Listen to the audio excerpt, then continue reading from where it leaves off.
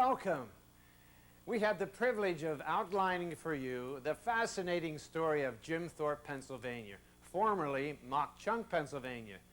This town, carved out of the wilderness on the banks of the Lehigh River in 1818, was the birthplace of the American Industrial Revolution. The story begins in the Carboniferous era over 250 million years ago with the formation of coal. Based on the presence of coral deposits, geologists concluded that northeast Pennsylvania was once a tropical inland sea. They named it the Appalachian Sea. In the warm, humid climate, tropical trees, ferns, and plants grew in abundance in a rapid cycle of growth and death. Over succeeding millions of years, water, sediment, and rock exerted enormous pressure on the layers of decaying vegetation and transformed them into carbon or coal. About 100 million years ago, the Lehigh region experienced a series of violent upheavals. Intense heat and pressure within the earth transformed coal into anthracite, coral into limestone, and clay into slate, thrusting them to the surface as the Appalachian Sea folded into the Appalachian Mountains. Prior to 1815, Mauch was a desolate wilderness traversed by the Delaware tribe of Lenape Indians and Moravian settlers to the south. The region was serviced by a stagecoach road from Easton to Berwick, with stops along the Lehigh River at Fort Allen, now Weisport, and Lusain, near Nesquehoning, a few miles north of Mauch, a town no longer in existence. Anthracite in this locale had been discovered by Quaker settler Philip Ginter as he hunted in a wilderness area near Summit Hill in 1791. Although Ginter was unable to obtain title to the tract on which he found coal, Michael Hilligus, Charles Sist, and Jacob Weiss, the men in whom Ginter confided, acquired 10,000 acres of untitled land, a 4-mile-wide strip from the Lehigh River around Mauch to the Little Schuylkill River around Tamaqua, and in 1792 founded the Lehigh Coal Mine Company. A mine was opened, but when the difficulties of transporting coal across mountainous terrain and down the Lehigh River proved insurmountable, the enterprise was abandoned in 1805. The investors died poor in the early 1800s. A second group, this time Wilkes-Barre businessmen led by Jacob Sist, leased the Lehigh Coal Mine Company for 10 years. They too lacked sufficient capital and ingenuity to overcome the odds and gave up the venture in 1817. In their efforts to be successful, they did transport through ark and cart small amounts of anthracite to Philadelphia and convinced important industrialists of the value of hard coal, developed a small domestic market, further explored and developed coal fields, and in 1815 established a transfer point to be known as Mauch for coal shipped by wagon down the Mauch Creek Valley from the mine at Summit Hill. Enter Josiah White and Erskine Hazard, owners of a wire mill near Philadelphia. When the British cut off shipments of bituminous coal during the War of 1812, White and Hazard were affected. Seeking a substitute fuel for their furnace, they turned to anthracite, but like so many other disillusioned manufacturers, they could not burn it successfully. The slamming of the furnace door in a moment of despair provided the answer. In a closed, ventilated furnace, anthracite burned with a white heat. Realizing what their discovery could mean to America's industrial future, White and Hazard headed north from Philadelphia to seek their fortunes in Pennsylvania coal fields. After failing to form a company to mine anthracite in the upper Schuylkill Valley, they turned their attention to the Summit Hill coal field. Believing they could succeed where the Lehigh Coal Mine Company had failed, they rented the company's 10,000 acres for 1 ear of corn a year. In 1818, they built an 8-mile coal road over the mountains from the river to the mine at Summit Hill, secured navigation rights to the Lehigh, and founded the Lehigh Coal and Navigation Company. They met with success mainly because of personal skills and tenacity, especially of White's engineering genius, vision, daring, persistence, and total commitment. By 1818, Mauch Chunk, Lenape for Mountain of Sleeping Bear, was a bustling town of workers and families. By the end of that year, 40 buildings had been constructed and 400 acres cleared. With White and Hazard's ingenious combination of channels, pools, and bear trap locks augmenting the river flow, hinged arcs loaded with coal headed down the Lehigh on a one-way trip to Philadelphia. Upon reaching their destination, the arcs were taken apart. Hardware was recycled and returned to Mauch Chunk, and lumber sold to local developers. Legend has it that half of Philadelphia was built from Mauch Chunk timber. Although coal was now moving down the Coal Road and Lehigh River, it was not moving fast or efficiently enough for the Lehigh Coal and Navigation Company. A gravity railroad, the Mauch Chunk Railway, later known as the Switchback, was constructed on top of the coal road in 1827. Gravity was the motive power, and mules who rode with a train of coal-laden cars downhill while they ate, the first dining car, pulled the empty coal cars back up to Summit Hill on the same track. That same year, work began on a canal system from Mauch Chunk, which would connect at Easton with the Delaware and Morris canals. By the time the Lehigh Canal became operable in 1829, it consisted of 10 miles of slackwater pools in the Lehigh, 34.5 miles of canals, and 1.6 miles of locks.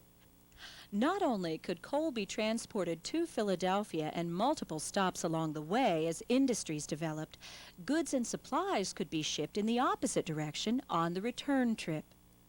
In 1835, the Lehigh Canal was extended north from Mauch Chunk to Whitehaven, and in 1838 from Whitehaven to Stoddardsville. In order to meet increasing demand for coal, a back track together with 2 stationary engine houses were added to the Switchback Railroad system in 1844. The motive power for the return trip to Summit Hill was still gravity after coal cars were drawn up to the tops of Mount Pisgah and Mount Jefferson by engine house machinery. The faster coal poured down the chute from the Switchback terminal to its waterfront shipping point, the more Mauch Chunk prospered.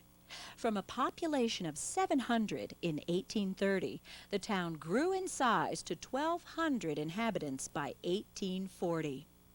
From a waterfront depot with a few storage sheds in 1815, by 1850, Mauch Chunk had expanded to the northern Liberties and Heights and over the river to the Kettle, or East Mauch Chunk. By the time Asa Packer brought the Lehigh Valley Railroad to Mauch Chunk in 1855, coal was in greater demand than ever as factories and mills sprang up along canal banks and train tracks. Sparked by Summit Hill anthracite and Mauch Chunk ingenuity, the Industrial Revolution in the northeastern United States was in full swing. As the coal and railroad barons grew richer, stately residences extended up Broadway along Millionaire's Row, with clapboard houses of workers winding up the hillsides and spilling across the Lehigh into East Mauch Chunk. On the lower slopes of Mount Pisgah, overlooking his beloved Lehigh Valley Railroad, Asa Packer built lavish mansions for himself and his son. Joining them was the extravagant home of Malin S. Kemmerer, coal and iron entrepreneur. Preceding these mansions was the Josiah White home, later used by John Lyserening. Inns and hotels, public, government, and coal company buildings worthy of any Victorian metropolis clustered at the foot of Broadway in the small town. Beyond the shops with their elaborate cornices and moldings, an opera house doubling as a covered market, and a library offered culture to this prosperous community, while brick and stone churches with resplendent interiors and magnificent stained glass windows met its spiritual needs. With 13 millionaires in residence, at the height of its prosperity in the 1870s, Mauch Chunk exuded wealth. In 1867, the Central Railroad of New Jersey opened along the west bank of the Lehigh River. When major railroads began servicing the mines directly, Mauch Chunk's importance as a coal shipping depot declined.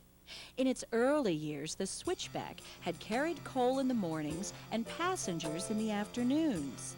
In 1872, no longer needed to haul coal, it was turned into a full-time tourist attraction. At the peak of the town's popularity, no less than 22 passenger trains daily brought tourists to ride on the switchback and glory to the scenic wonders of Glen Onoco and Flagstaff Mountain. As parasoled ladies and their mutton chop escorts piled out of the passenger coaches from Philadelphia and New York, the era of rail excursion tourism in Mauch Chunk, the Switzerland of America, had begun. Marveling at the scenery, inhaling mountain air, they rode the switchback up Mount Pisgah, thrilling at its humpback descent at speeds exceeding 50 miles an hour. By 1873, second only to Niagara Falls as an American tourist attraction, the switchback was serving 75,000 visitors annually on its 40-minute ride to Summit Hill and 25-minute ride back to Mauch Chunk. Sharing the tourist spotlight with the switchback and served directly by rail in the 1870s were Glen Onoco and the Hotel Juanita in the Lehigh Gorge, upriver from Mauch Chunk. By 1892, electrified passenger cars of the Carbon Transit Company operated between Mauch Chunk and East Mauch Chunk. In 1901, the line was extended to Flagstaff Park, 1,000 feet above the Lehigh, and in 1902 to the neighboring town of Lehighton. Demand for anthracite peaked in 1915 and from then on declined. With coal being replaced as a fuel by petroleum, canal payloads pirated by railroads, and rail excursion tourism ending as the automobile came into its own, Mauch Chunk went into a long period of decline in the 1920s. The town's population hit its peak in the 1930s, but as the mines and canal closed and the Depression grew worse, people moved to larger cities in search of economic survival. In 1937, Mauch Chunk's famous switchback was sold as scrap, eventually landing in the hands of the Japanese. According to old-time Mauch Chunkers, it came back as bullets during the Second World War. Following World War II, conditions grew worse. Realizing that something had to be done to stimulate the economy, Joe Boyle, a local newspaper reporter, started a nickel-a-week campaign whereby the nickel contributions of local residents would be applied to some as yet undecided project. By 1953, Boyle had collected $35,000. Media headlines about Boyle's effort attracted the attention of Jim Thorpe's widow. Stripped of his Olympic medals for playing a season of professional baseball, the great Indian athlete lay buried in an obscure grave in Tulsa, Oklahoma. In a scheme designed to rekindle tourist interest and provide Jim Thorpe with a suitable resting place, Mauch Chunk, East Mauch Chunk, and the Northern Liberties united to form the town of Jim Thorpe, named after the Olympian whose bones would lie enshrined in the community and whose achievements and spirit would be immortalized by the erection of a memorial paid for by Mauch Chunk nickels in East Jim Thorpe. In return, Mrs. Thorpe promised the balance of her husband's estate to build a $10 million, 400-bed hospital and hinted that she might be able to influence the Football Hall of Fame to locate in Jim Thorpe. While this bizarre exchange received nationwide headlines, it did little to change the town. The Hospital and Football Hall of Fame did not materialize. Tourists did not flock to the area, and residents continued to leave for a better future elsewhere. Only controversy resulted from the name change, controversy which haunts the town to this day. By the 1970s, Jim Thorpe's outmigration began to reverse. In 1972, with the twin purpose of providing flood control and a recreation area suitable for camping, boating, swimming, mountain biking, and cross-country skiing, Mauch Chunk Creek was dammed 3 miles west of town to form beautiful Mauch Chunk Lake. Efforts by public-spirited residents, merchants, state and local government over succeeding decades have seen Jim Thorpe emerge once again as a tourist and cultural center. Buildings have been restored and Victorian architecture accented. Whitewater rafting, mountain biking, train rides on the old Jersey Central, visits to the lavish mansions of the Packers, boutiques, galleries, feats, festivals, and cultural activities have all contributed to the town's revival. Even the Switchback Railroad may again rattle down its tracks as Jim Thorpe, once known as Mauch Chunk, takes on its former luster as a Victorian jewel and picturesque vacation spot. The new pioneers and entrepreneurs are restoring and rehabilitating the town, enhancing the jewel and its setting, reinfusing the spirit of its heyday a century removed. Heyday revisited is the theme. The thirst for black diamonds has long diminished. The hero industrialists have been replaced by the hero environmentalists. The focus is on the sublime and picturesque, and yet this old industrial outpost grants reminiscences of its glory days, and we're astonished as we gaze at some of man's and nature's best creative offerings.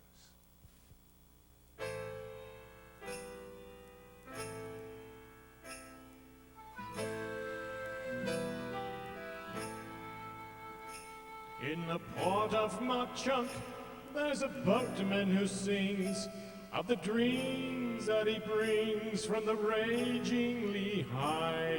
In the port of Mauch Chunk, there's a boatman who sleeps while the riverbank creaks from the old willow tree. In the port of Mauch Chunk, there's a boatman who dies full of whiskey, full of cries, in a drunken down fight. And in the port of Mauch Chunk, there's a boatman who's born on a muggy hot morn by the dawn's early light. In the port of Mauch Chunk, where the boatmen all meet, there's a boatman who eats only fish heads and tails. He will show you his teeth that have rotted too soon, but steers an ark full of coal halfway to the moon. And he yells to the cook with his arms open wide, "Bring me more fish, put it down by my side." Then he wants so to belch, but he's too full to try, so he stands up and boasts with a bottle of rye. "I can drop down the gate and fly through the sluice. I can whip through the shallows, circle the shoal, and make it to Bristol intact with the coal, then run back to Chunk in an hour or so. I can carry the iron on my back and still run, and chalk it all up to a day's worth of fun. I can drink while I sleep and sleep while I work, and dance in the face of the night's gloomy murk. In the port of Mauch Chunk, in the port of Mauch Chunk, in the port of Mauch Chunk,